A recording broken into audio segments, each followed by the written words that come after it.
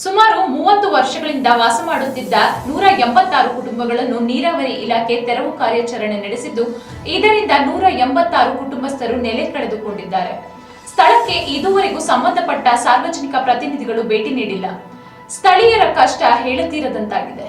ಬಾಗಲಕೋಟೆ ಜಿಲ್ಲೆಯ ರಬಕವಿಬನಹಟ್ಟಿ ತಾಲೂಕಿನ ಸೈದಾಪುರ ವ್ಯಾಪ್ತಿಯ ಘಟಪ್ರಭಾ ಎಡದಂಡೆ ಕಾಲುವೆ ಮೇಲೆ ಸುಮಾರು 30 ವರ್ಷಗಳಿಂದ ವಾಸ ಮಾಡುತ್ತಿದ್ದ 186 ಕುಟುಂಬಗಳು ನಿರ್ಗತಿಕರ ಮನೆ ಮತ್ತು ಅಂಗಡಿಗಳ ತೆರವು ಮಾಡಿದ ನೀರಾವರಿ ಇಲಾಖೆ ಅಧಿಕಾರಿಗಳು ಬೆಳ್ಳಂಬೆಳಗ್ಗೆ ಇಂದು ತೆರವು ಕಾರ್ಯಾಚರಣೆ ನಡೆಸಿದ ನೀರಾವರಿ ಇಲಾಖೆ ಮತ್ತು ತಾಲೂಕು ಆಡಳಿತ ಹಾಗೂ ಪೊಲೀಸ್ ಇಲಾಖೆ ಕಳೆದ 2 ತಿಂಗಳಿನಿಂದ ಕೋರ್ಟ್ ಆದೇಶದ ಪ್ರಕಾರ ಅಲ್ಲಿನ ನಿವಾಸಿಗಳಿಗೆ ನೋಟಿಸ್ ನೀಡಿ ಸ್ವಇಚ್ಛೆಯಿಂದ ತೆರವುಗೊಳಿಸಿಕೊಳ್ಳಿ ಎಂದು ನೋಟಿಸ್ ನೀಡಿದ್ದರೂ ಸಹ ನಿವಾಸಿಗಳು ತೆರವುಗೊಳಿಸಿಲ್ಲ.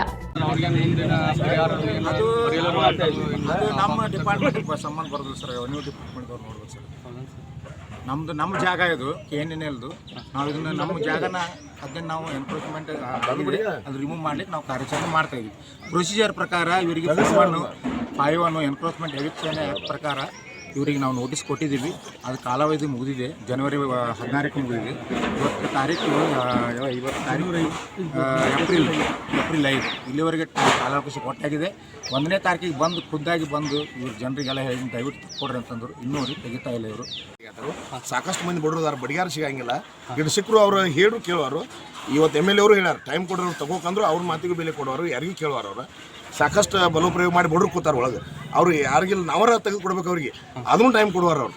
12 ನಾವು ಇವತ್ತು ಸಾಯಂಕಾಲ ಒಳಗೆ ಒಂದು ಶೆಡ್ ಉಳಿಸಂಗಿಲ್ಲ, ಒಂದು ಶೆಡ್ ಉಳಿಸಂಗಿಲ್ಲ, ಒಂದು ಸಾಮಾನು ಒಳಗಿಲ್ಲ. ಈಗಾಗಲೇ ಅಂಗಡಿಯಾಗ ಇದ್ದಿದ್ದು ಎಲ್ಲ ಸಾಮಾನು ತೊಗೊಂಡಾರ. ಒಬ್ಬರು ಅಂಗಡಿಯಾಗ ಸಾಮಾನು ಇದ್ರು ಅವ್ರು ಅದನ್ನ ಅಂಗಡಿ ತೆಗಿತೀವಿ ಅವ್ರಿಗೆ ಒಂದೂ ಇಲ್ಲ.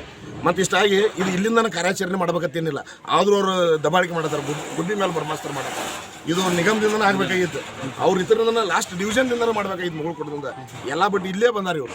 ಯಾಕಂದ್ರೆ ಇದು ರಾಜಕೀಯ ದುರುದ್ದೇಶ ಮಾಡ್ಕೊಂಡು ಅವರ ನಮ್ಮ ಮೇಲೆ ಪ್ರಯೋಗ ಮಾಡಿ ಮಾಡತ್ತಾರೆ.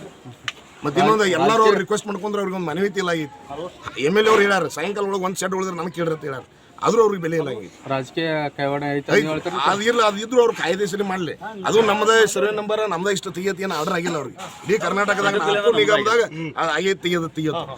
ಇವತ್ತು ಎಲ್ಲಿ ತೆಗಿತಾರೆ ನೋಡ್ತೀವಿ, ಇವತ್ತು ಮುಗಿತಿದ್ದ ನಾಳಿಂದ ಎಲ್ಲಿ ತೆಗಿತಾರೆ ನಾವು ಬೆನ್ನತ್ತೀವಿ ಅವ್ರಿಗೆ. ನೋಡಿ ನಾವು ಎಷ್ಟು ಕ್ವೈರ್ ಆಗೈತೆ ಅಟ್ಟು ತೆಗಿಬೇಕು. ಅವ್ರು ಎಷ್ಟು ಲಿಸ್ಟ್ ಅವ್ರು ಡಿವಿಷನ್ದಾಗ ಏಟೈತೆ ಅಟ್ರ ತೆಗಿಬೇಕು. ತೆಗಿಲಿಲ್ಲ ನಾವು ಅವ್ರನ್ನ ಬಿಡಂಗಿಲ್ಲ. ನಮಗೆ ಇವತ್ತು ಸಾಯಂಕಾಲ ತಗ ಟೈಮ್ ಕೊಡಬೇಕು. ಕೊಡಲಿಲ್ಲ ಅಂದ್ರೆ ಲಾಸ್ಟಿಗೆ ಏನಾಗ್ತದೆ ತೊಂದರೆ ಆದರೂ ಅವ್ರಿಗೂ ಆಗ್ತದೆ, ನಮಗೂ ತೊಂದರೆ ಆಗ್ತದೆ. ಈಗ ಬಡ ಜನರಿಗೆ ಏನು ಸಹಾಯ ಮಾಡಕ್ಕೆ ಇಷ್ಟಪಡ್ತೀನಿ ಮತ್ತು ನಿಮ್ಮ ಏನಿಲ್ಲ, ಸ್ವಲ್ಪ ಜನಕ್ಕೆ ನಮ್ಮದು 15-20 ಪ್ಲಾಟ್ ಅದಾವ, ನಮ್ಮಲ್ಲಿ ಹಾಕೋತೀವಿ. ಖಾಲಿ ಇದ್ದವ್ರಿಗೆ ಅಲ್ಲಿ ಹಾಕೋತೀವಿ. ಸಾಮಾನು ತೆಗೆದು ಇಟ್ಕೋತೀವಿ. ಸಾಮಾನು ತೆಗೆದು ಆ ಕಡೆ ಎಲ್ಲರೂ ಇಟ್ಕೋರಿ. ಖಾಲಿ ಇದ್ದವ್ರು ನಮ್ಮ ಸ್ವಂತ ಜಾಗದವ ಅನ್ಕತ್ತಾಗ ಇರ್ಕೋತೀವಿ ಅವ್ರಿಗೆ. ಅಟ್ಟ ಟೈಮ್ ಕೊಡೋರು ಇವ್ರು ಅಲ್ಲಿ ತಗ ಒಯ್ದಾಗ. ಅದು ನಮ್ದು ಇಲ್ಲೇ ಇದು ಭಾಳ ದೂರ ಇಲ್ಲ. ಇವ್ರು ಅಷ್ಟು ಟೈಮ್ ಕೊಡುವ. ಸರ್ MLA ಭೇಟಿ ಆಗೈತ್ರಿ ಅಲ್ರಿ ಒಮ್ಮೆ ಆದರೂ? ಶಾಸಕರು ಭೇಟಿಗೆ ಶಾಸಕರು ಅವ್ರು ಹೇಳ್ಯಾರ ಕೋರ್ಟ್ ಕಾಯ್ದೆ ಪ್ರಕಾರ ಫಾಲೋಅಪ್ ಮಾಡ್ರಿ, ಟೈಮ್ ತೊಗೊಂಡ್ರೆ ಮಾಡ್ರಿ. ಲಾಸ್ಟಿಗೆ ಇನ್ನು ಇವತ್ತು ನಾಳೆ ಏನು ಉಳಿಬೇಡ್ರಿ ಅಂತ ಹೇಳ್ರು. ಇವ್ರಿಗೂ ಹೇಳ್ಯಾರು, MD ಅವ್ರಿಗೆ ಹೇಳ್ರು. ಇವತ್ತು ಇವ್ರು ಬಂದು ಕಾರ್ಯಾಚರಣೆ ಮಾಡ್ತಾರೆ. ಈಗೇನು MLA ಅವ್ರು ಇಲ್ಲಿ ಬರ್ತಾರೇನು ಇಲ್ಲ ಸರ್? ಬರಂಗಿಲ್ಲ ಅವ್ರು. ಈಗಾಗಲೇ ಫೋನ್ಯಾಗ ಸರ್ಗೆ ಮಾತಾಡ್ರಿ, ನೀವು ಮಧ್ಯಾಹ್ನ ತಗ ಬಿಡ್ರಿ, ಅವ್ರು ತಗೋತಾರೆ. ಯಾವಾಗ ಉಳಿದು ಅಂದ್ರೆ ಅದು ನೀವು ತೆಗಿರತ್ತೆ ಹೇಳ್ಯಾರ. ಸಾಯಂಕಾಲ ತಗ ಯಾವಾಗ ಉಳಿದು ಅಂದ್ರೆ ನೀವು ತೆಗಿರ್ತಾರೆ ಅಂತ